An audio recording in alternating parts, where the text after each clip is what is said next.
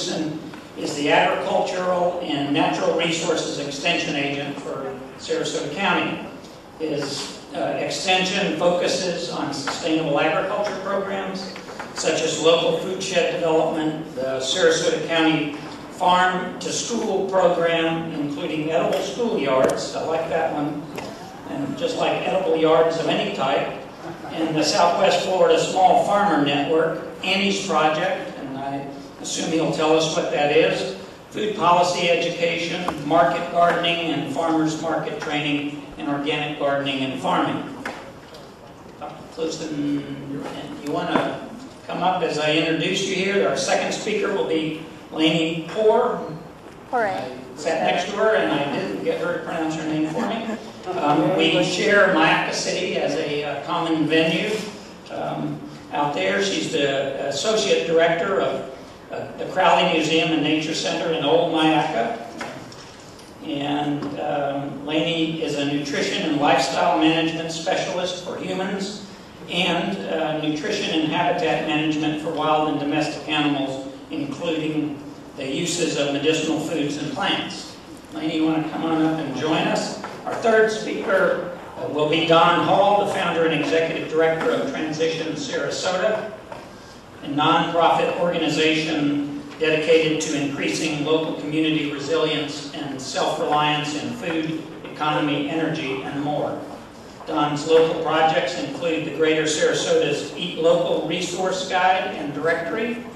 It's online at eatlocalsarasota.com. I haven't looked at it yet, but I'm going to. And the 10% local food shift pledge. Don? Fourth speaker will be Carmel Nonti from Mother's Organics. Carmel helps the urban gardener with small space gardens. Our final speaker is Kari Ellingstad, Director of Community Health Improvement Partnership, CHIPS. Based at the Sarasota County Health Department, Kari has worked extensively within Sarasota County to encourage collaborative planning in the alignment of strategic initiatives to achieve community health goals. Access to local healthy foods is one of her focus areas. Please welcome Dr. Kluson, Laney Poire, Don Hall, Carmel Nonti, and Kari Ellingstad. Afternoon, everybody. Hope we're not slipping into our siesta time here after that wonderful lunch. But first of all, I want to recognize our farmers in the audience. Please, I want my farmers to stand up, please. Okay. My backyard gardeners. Backyard gardeners, please. Come on, stand up. All right. How about everybody that had lunch today? Stand up, come on, stand up. Alright. The point I'm making is that we're all part of the food shed. You can be consumers as well as producers. So we have a great panel here. My point, my hope is that we're going to open up your minds a little bit about what's already been mentioned by some of our previous keynote speakers. Mr. Knowles and Dr. Keller here just finished talking about a couple aspects related to food production and the health impacts about food. So let me go ahead and get started through my slides because I'm just trying to set the stage for these folks to talk, and we'll see what great things are happening in our community along the lines of looking at our potential and challenges of our food economy and how we can all think about investing to help make it grow as fast as it can. So I basically want to go over some concepts that'll kind of relate to some of the points and examples and case studies that these folks will be talking about. Okay, first of all, the word food shed, okay? As this diagram is showing, it's basically talking about all the steps of how to get food from the farm to your table. Now, obviously, we're looking at a picture that shows how food or waste products are transported around that to happen, but also think money, okay? Each step can involve a transaction, which is a food economy. And so here we've got a closed circle, so that would be the perfect local food shed. But you can see that it has a lot of different steps, including what you do at home to cook it and consume it. In Florida, we're blessed with just about perfect conditions for growing things. You just want to make sure we all understand we are in a breadbasket state that feeds the nation this time of the year. And so we have a tremendous potential for growing food here to meet our needs. However, we are also in a global economy that affects our food shed. What this slide is showing you is that our food comes from all over the world right now. We're no different than most communities. That food is coming and going away. We grow a lot of food here. We export, we import. Think money. Money too. When we spend for food that's not grown in our area, that's money out of our economy, out of our community. Not creating jobs, not paying people to grow food. What we want to do is close that loop. Close that loop so that we also meet the triple bottom line of sustainability. How do we do it to enhance the environment, to just not mitigate the environment, but to enhance it? How can we make it more economic viable, create jobs? And how can we impact the welfare of our social communities? Okay, the words local, don't get hung up on it. There's lots of different definitions out there. And the one I like best is that we get to decide what it means. It doesn't have to be a certain number of miles. You have to look at case-by-case study. What makes sense for your community, okay? There's a lot of debate about what this means, but listen to what people say about how they're trying to explain the benefits of buying something local. That may come from North Florida or Georgia and not necessarily from our area.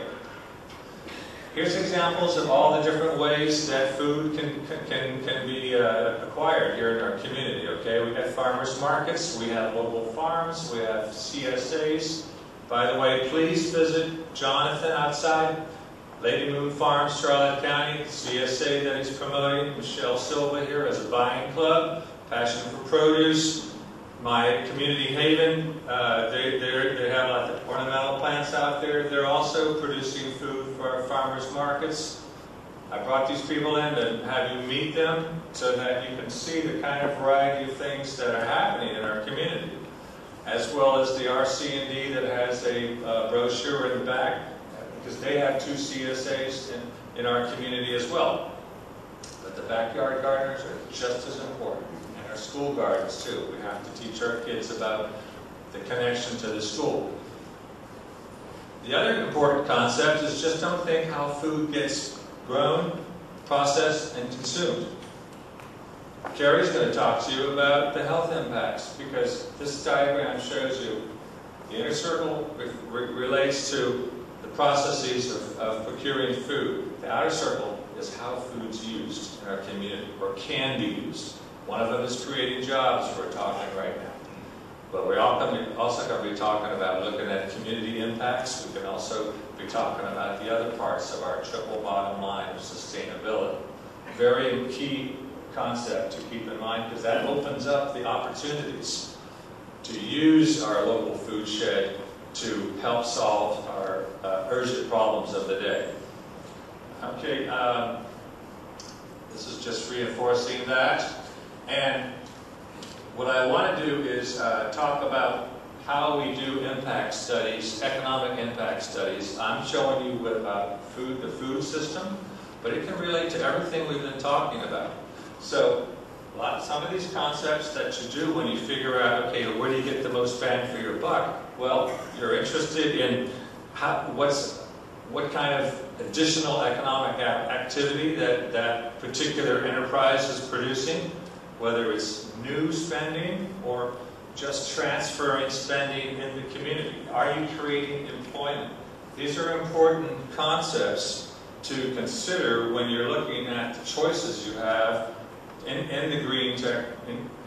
with green technologies, and particularly setting priorities as to which green jobs to go to first.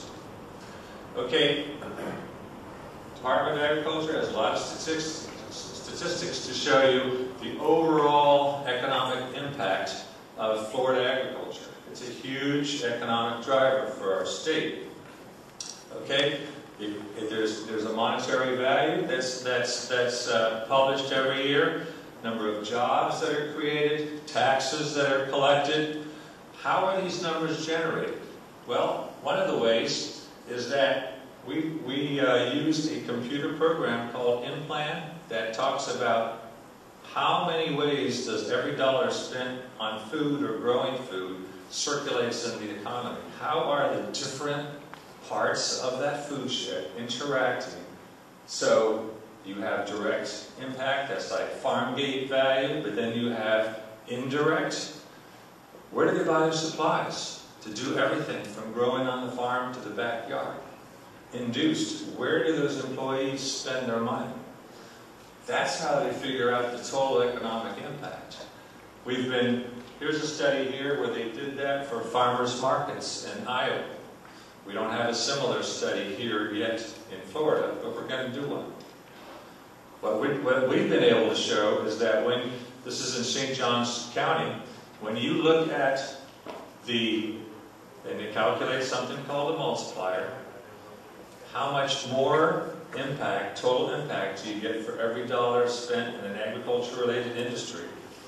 It turns out, St. John County being a case study, we get numbers like 1.53. So every dollar, you get $1.53. If you look at some of the more traditional economic development choices, those are lower, 1.2. The point is, we need to really look at agriculture to see where we can get the most bang for our buck. So let me stop here, because I did want to mention one thing. We do have a farm school program in our county. It's been going on for 4 years. Look at where we are as of last year. Our Beverly Gerard, our food service director, is buying locally 50% of the produce we are serving our kids now. There's the monetary value that she's spending in her budget. Here's the map of where all the farms are. The green highlighted in green, those are the farms that we're buying food from. Our next step is to look at how is that money circulating in their counties and their communities to figure out the total economic impact of the money that we're spending on getting more healthy, fresh, locally grown food for our kids. Okay, thank you very much. Okay, so that was the whole food story. And now I just have a part of it. Once upon a time, Spanish explorers discovered a lovely land they called Feast of Flowers. Not only was this land covered in flowers, it contained an abundance of wild foods. Known as Florida, this land also had crystal clear springs and pristine streams, rivers, lakes, and ocean waters. On his second trip to America, Columbus brought citrus trees from China to Florida. He also brought Spanish cattle to Haiti and the Dominican Republic.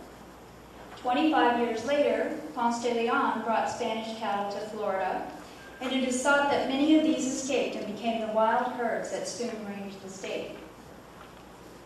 100 years before there were cowboys in the American West, cow hunters herded wild cattle in Florida. Jesuit and Franciscan friars who set up a system of missions across North and North Central Florida established the first ranches in North America around 1565. They relied on Indian labor to tend livestock and crops, and they harbored escaped slaves or freemen. When the colonists began to move into Florida, they drove the Indians and the slaves to the south. The Native Americans had previously ranched and farmed in northern Florida with its rolling hills, fertile soils, and milder temperatures. The freemen had hailed from subtropical landscapes in Africa and shared knowledge passed down to them for over 100,000 years. They captured wild cattle and formed ranches.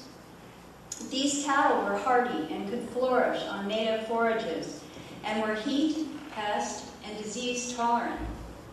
The freedmen taught the natives to produce food in sandy soil, wetlands, humidity, and hot temperatures. In turn, the Native Americans taught the early settlers of Florida these agricultural practices. Over time, the cattle industry flourished and investors bought large ranches and also planted acres of citrus groves. Tourists flocked to beaches and enjoyed agritourism as they toured spectacular ranch lands. Large ranches, dairy farms, and monocrop agribusiness forced out the small family farm. As these industries grew, so did the impact, as more land was clear-cut and wetlands drained for production. Pristine waters were soiled, and diversity was greatly diminished.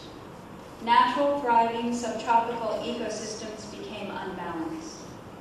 The feast of flowers gave way to very large tomato farms and lawns of the new urban settler. New breeds of cattle were introduced. These were not as hardy or as versatile as the established breeds. Fences kept cattle in, and the wild cow was no more. There is a small but a very powerful movement to return Florida to its pristine glory. Small family farms lessen agricultural impacts. Organic, sustainable agricultural practices embrace diversity, understanding the necessity of sustaining natural systems.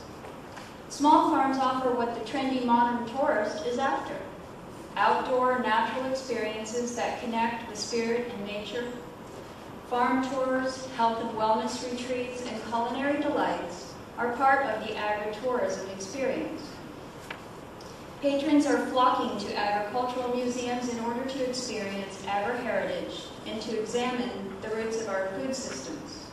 Farmers markets, farm bed and breakfasts, canning, cheese making, bread baking workshops are offered on farms and in agricultural areas. In 1974, Crowley Museum and Nature Center in Old Mayaca was left to the community by Jasper Crowley, a descendant of a Florida pioneer, and an incredible visionary. Jasper was an educator, farmer, rancher, and a county commissioner. He left this land, a homesteaded property, as an instrument for enlightening. He built an authentic homestead cabin to show visitors how settler families lived. He kept farm animals so visitors could see how farm animals interact with people.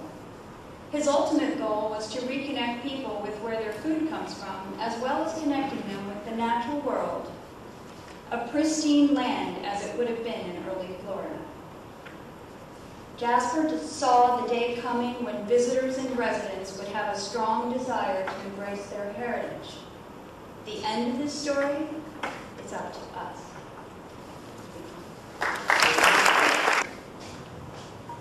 All right, how's everybody feeling? Still late? All right, pulling my presentation up. Thank you all for being here. It's great to be able to take just a few minutes here and talk about, wrong presentation, talk about this renaissance of local food and farming that I believe is already underway here in Sarasota. I want to start it off by looking at the reasons why eat local. Just very briefly, why out of the infinite array of issues that we could look at, why pay special attention to this one? Why put our energy and focus on eating and growing locally? Well, there's a lot of reasons. There's food security, taste, health, sustainability, community and connection, and the local economy, which I'll talk more about in a minute. But I think the biggest reason is because local food addresses all of these things simultaneously. It deals with pretty major crises in all these areas and makes a positive kind of life-affirming contribution in all of these areas. And that's why I believe we're only seeing the beginning of a much bigger wave to, again, bring up a metaphor that was mentioned earlier. I think we're just seeing the beginning of this local food movement. It's not just a trend, but this is something much bigger that's happening here.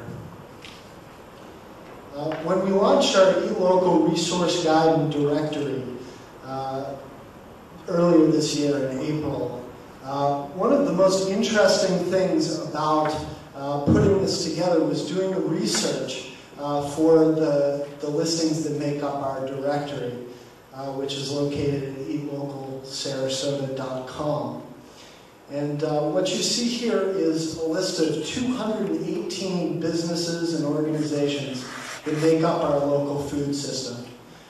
These are not just farmers, but these are also value-added producers, farmers markets, grocers that stock local produce, restaurants that serve it, educational organizations, companies where you can get gardening and farm supplies and emergency food assistance in Sarasota, Manatee, Charlotte, and DeSoto counties. And I think most people, when they see this list, as I was when I first saw it, are surprised by the richness and diversity that we already have in our local food system. That said, despite the wealth of our local food producers and supporters, a lot of that wealth is still slipping through the cracks. There was the most recent study of our local Foodshed was done back in 2006 by Ken Meter of the Crossroads Resource Center. And using 2002 data, he found that in that year, Sarasota County residents spent $797 million on food. I'm told today it's probably closer to about $1 billion market in food just here in Sarasota County. But $500 million of that was bought from outside the county, imported raw and processed foodstuffs. So this is all money that's leaving our community, that's leaking out of our community. That was 15 times the total value of all the crops and livestock raised in that particular year. And as a result, 63% of our county farms lost money in 2002. Now you could say, well, that's all depressing, what's the point? That same study found that if we just spent 10% of our food budgets on food directly from local farmers, such as a farmer's market or farm stand, that would add $80 million a year to our local economy. Literally thousands of new green jobs. I think this is a strategy for economic development that has been greatly overlooked, but that I think we should seriously reconsider in these tough economic times when we're struggling for new ideas for how to create jobs. And this is the reason why we've created our 10% local food shift pledge. What we're asking all of you to do is to pledge to grow or buy at least 10% of your food as locally and sustainably as possible. We think that this is something that everyone can do. We know it's going to make a big impact, and we think that once people start doing this, start enjoying local food, that they'll have so much fun doing it that they'll then do 20, 30, 40, 50%. So if you want to take the pledge, you can either do that online at eatlocalsarasota.com, or we have a sheet where you can sign up for the pledge in the back room at the Transition Sarasota table. But it's not just about growing demand for local produce. The kind of second ingredient we need for this local food shed renaissance is investment in the local food system. And we've been talking more and more lately about a concept called slow money, about investing in local farms and food-related businesses. And we'll be talking about this more and more in the future. But if you want to learn more about this, go to slowmoney.org. There's a number of communities that are farther ahead, farther down this road than we are, and that we can look to for inspiration and guidance. This is an example that I know very well, Boulder County, Colorado. This is the downtown Boulder Farmers Market there. One of the kind of the leaders of the local food movement in this country. And it was interesting, I was just down at the Greater Everglades Community Food Summit in Miami earlier this week, and I met with one of my former colleagues at Transition Colorado, Michael Brownlee, and they have just commissioned a very in-depth study of their local food system. And I was very kind of shocked to find out that despite being far ahead, having many times more local organic farms than we do, they were still only producing 2% of the food that they consumed locally. So I think this should be very humbling for us here in Sarasota, that we do have a long way to go on this. But I think possibly even more interesting was they looked at what would it take to do 25% food localization. $178 million in investment is what they estimated. Now I think that this is possible, but I think what it means is that we need to think bigger if we're really going to make this local food renaissance happen. And I think we need to look both outward and inward in all of this. I think we need to look outward and look at where the gaps are in our local food system, to see it as a whole system and look at where the gaps are, because that's where the greatest opportunities also lie. And I think we also need to look inwards, because no one of us can do this all by ourselves. We find our place in that food system, where our passion is, and get to work, because if we really believe in this, it's really up to us to make it happen. Third thing, coming towards the end here, but the third major ingredient that I believe that we need to make this local food renaissance happen is training. A lot of us have walked, just even a few generations ago, people knew how to grow food. It was just a normal part of life, but we've lost a lot of these basic skills, and as you can see, there's a lot of different skills. There's a lot of organizations such as Extension, Slow Food, that are stepping up to offer these workshops. West Coast RC&D is another great one, and we need to see more of that. And so I think that if we do this well, if we really engage with this, I think we can surf this great wave that's rolling in right now and actually have some real fun doing it. Last thing I say, do your patriotic duty and eat local. Thank you very much. Hi there. My name is Carmel Nonti. I'm a dirt farmer. And a little bit more about that as we go through the presentation. I was in the sustainability path. In 1968 is where I started in the Peace Corps. I was a chicken farmer. And I learned a lot from a third world country. One of the examples today about Cuba having to do what they had to do because they had no fossil fuel, so they did with what they had to work with. Two things I learned out of the Peace Corps is necessity is the mother of creation. You'll do with what you find is available. And the second thing is the story we've all heard about fish. If you give somebody a fish, they have a meal. If you teach them how to fish, they have a meal for life. So what I've done, what I try to do in my little business, Mother's Organics, by the way, I've just changed the name, so technically if you would take your pen out and your paper out and just write my webpage down, it's mygardenproducts.com. Otherwise you won't find the products I'm going to be talking about. mygardenproducts.com. But as an example, sustainability and farming, they go together. For example, how many in the room compost? Wow. Better than I thought. How many in the room grow worms for converting food into waste into fuel or fertilizer? Very good also. How many collect rainwater? Pretty good. This is a green group, so I would expect the numbers to be fairly high in here. But those are just 3 products that I sell at the farmers market here in Sarasota, Philippi Park, St. Pete, and Bradenton. We have what I call a small space gardening solutions company. And I would say at least 75% of what I do is teach people how to grow. They don't know what a shade plant is. They don't know what a sun plant is. They don't know what's going to grow in the winter. They don't know what's going to grow in the summer. So we show them the variations of how to grow. We show them how to compost. We show them how to raise worms. We show them how to collect water with cisterns and water barrels. So it's obviously the basics of farming, but it's also the basics of conservation and sustainability. How many of you remember Victory Gardens? That was in World War II when people had to grow their own food.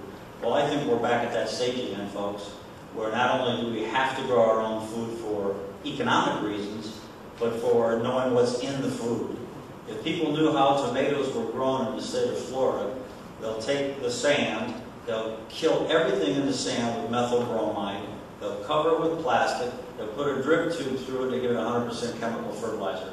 Is that a tomato you want to eat? It's not one I want to eat. So we show people how to grow in a grow bucket, in a vertical garden, in a waste level garden bed, with all organics. Back to my chicken days, I sell chicken shit, buffalo shit, mycorrhizae and limestone. That's my basic mix for organic fertilizer. And whose campaign was it said think different? Whose campaign was it that said think different? Guy who just died, Steve Jobs, Apple Computers. All the people he had in his advertisements, Einstein and all these various people, he had it on. And I believe that Steve Jobs, as someone earlier mentioned, he is the model of what we want to try to emulate as far as creating new things and new ways to solve problems. And what goes around comes around. I think, we talk about air quality. We talk about water quality. Who talks about soil quality? But without the soil, you don't have food. You don't have the right things to put in your body. And yet we don't talk about soil quality. But do you know how much harm has been done in the last 50 to 70 years by growing with chemicals only? We haven't amended the soil with organics. We've added chemistry only. We haven't added manures. The best book you can read about the transition of what's happened to America in the last 70 years is by an Englishman, Sir Albert Howard. He wrote a book called The Agricultural Testament. That book was the premise of what Rodale Organic Gardening started his business and his whole era in the United States on. Please read it. When we talk about going back in time, and that's what we have to do, is go back in time and reinvent the things we used before. Water cisterns are on every building in New York City. In every place in the Caribbean, they use water cisterns for their supply of water. We have it. We don't capture it on a grand scale. We can compost. We don't do that on a grand scale. Little things, like the cracker house that was pointed out earlier. The old cracker houses had awnings in front so the sun didn't come inside and heat up the house. Well, as soon as electricity got cheap, they took those awnings down, and now the price of electricity is up, they're putting the awnings back out. So we have to go back sometimes in time to reinvent those things that are common sense, that we know how to do, we're just too lazy to do it. How many of you would consider this country a wasteful nation? No composting, no rain barrels, no. Absolutely. If you go to Europe, and you'll see in Germany, who doesn't have any sun, the highest level of solar in the whole world. When they compost their waste product, it's in a little container like this at the curbside instead of 3 or 4 big 50-gallon containers like we have. So, I guess in closing, just want to say that come to the farmers markets, see what type of products are out there to help us all conserve and to grow locally and to grow more healthy and to make an impact on sustainability in our culture, in our communities. And I applaud Sarasota very much because I think they are one of the most aggressive in the state. And thank you for your time.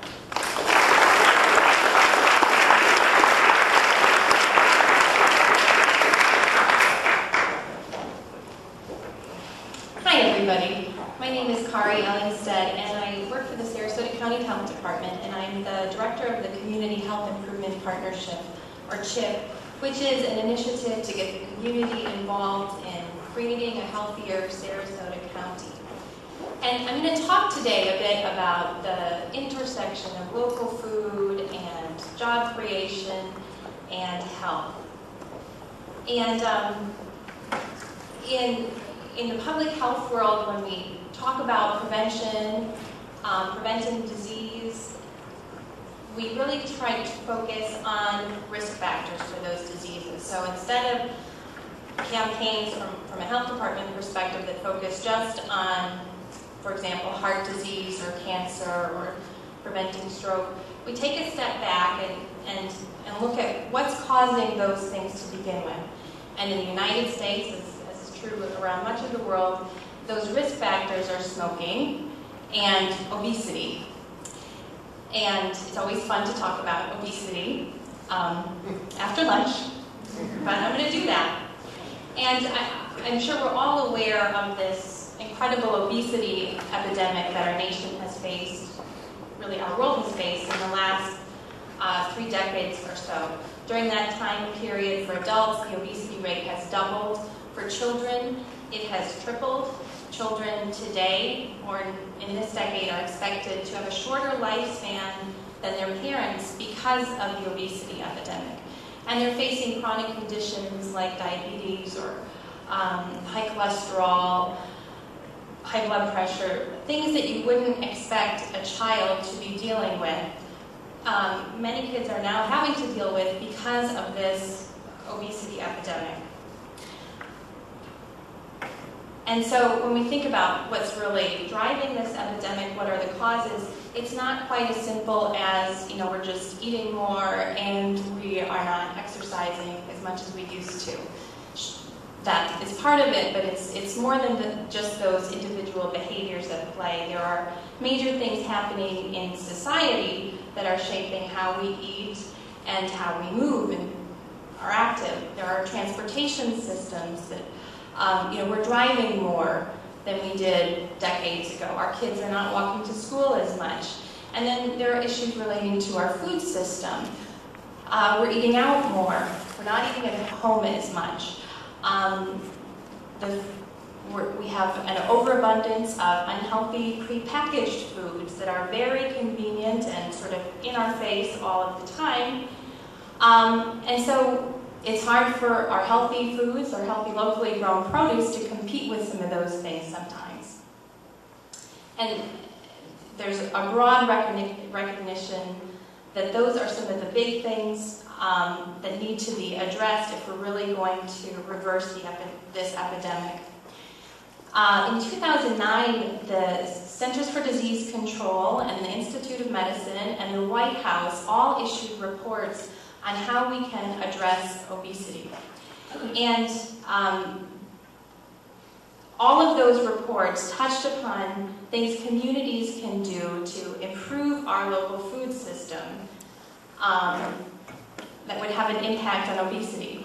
And I think for those of you that aren't in the health world, that may be a surprise to realize that there is that recognition, and these are high-level strategies that the health world is really working towards now. Things like increasing the number of farmers markets or community gardens, promoting the farm-to-school program so that we're getting more fresh fruits and vegetables into our schools and for children, available for children. And there's also a recognition that we have places in our country that are food deserts. These are typically low-income geographic areas where, again, you have an overabundance perhaps of convenience food. Oftentimes, you see a lot of advertising for cigarettes or alcohol products. And it's very difficult in these communities to get a gallon of milk or some fresh produce. So there's a recognition that there's a need to address some of those things. Nationally, there are some great strides that have been made to address these things. The Michelle Obama's Let's Move campaign, many of you may have heard of. The First Lady has worked with some major retailers in order to get them to purchase more local foods. She's done the same with major restaurants. And then there are communities across the country that are really taking on this issue of creating local jobs in a way that's also improving access to local foods. The Farm to School program is just one example. There are many urban agriculture incubator projects around this nation that are, again, great examples of creating a job and getting the food, getting healthy food into communities where it's really needed. There's the Healthy Food Financing Program, which has a model from Philadelphia, in which the state, working with a policy group and a community redevelopment bank, has made an investment and incentivized grocers to go into those areas, those food deserts, where healthy food is not available. And so we recognize the importance of those investments, and what a great return on investment when you can make that, put that money into a community, reap economic benefits, health benefits, and quality of life. So, thank you very much.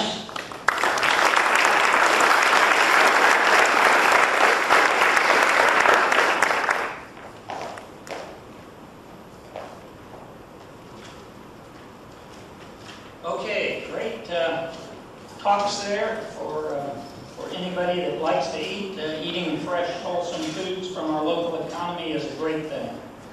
I'd like Dr. Keller to come back up. Is she here? Okay, we're going to open up for questions, and we're running behind a little bit, but we have a little time for questions. If there are any, you could come up to the microphone. Do we have any questions, or shall we move along? Okay, come ahead. You guys have all brought up, really important components, education and other things, but I wanted to ask Robert, you and I had these conversations before, and it was something that I think is important that we really didn't talk about. What do you feel is the missing component here in Sarasota County that we need to do to really truly have a local food system? Well, if you had, if Jeannie gave you a wish, what would that be? Only one? No. Okay. Well, first and foremost, we need to expand the infrastructure that's available to our agriculture to respond to this kind of opportunity. We have state farmers markets around the state, 7 or 8 of them, which offer cost-effective ways for farmers to move their product around. I think we need one in every county. It's also true that we need more work like what Don's doing with the Eat Local Guide to let people know what we already have available here, the assets that we can work on to put together the infrastructure. We need to help more and more of our fellow residents have access to the food. We need more farmers markets. We need even more farmers markets and more places that are convenient for people to go to buy the food. And I guess last but not least, we need to help our elected officials look at those regulatory and zoning obstacles, challenges to help our urban, very urban and rural farmers bring the food that we're all asking them to bring to us. Anyone else? Oh, great. I have a question for, I think probably John. I go to a number of farm stands, farmers markets around Sarasota County, many of them are family owned. And when I go to these farm stands and farmers markets, I see a lot of produce that's not locally grown. And while I may be supporting that individual or that family, and I'm keeping the money local, they're paying a distributor to bring that food to us. And so I don't know what the requirements are for a farm stand to operate at a farmer's market, what percentage of their produce needs to be locally grown.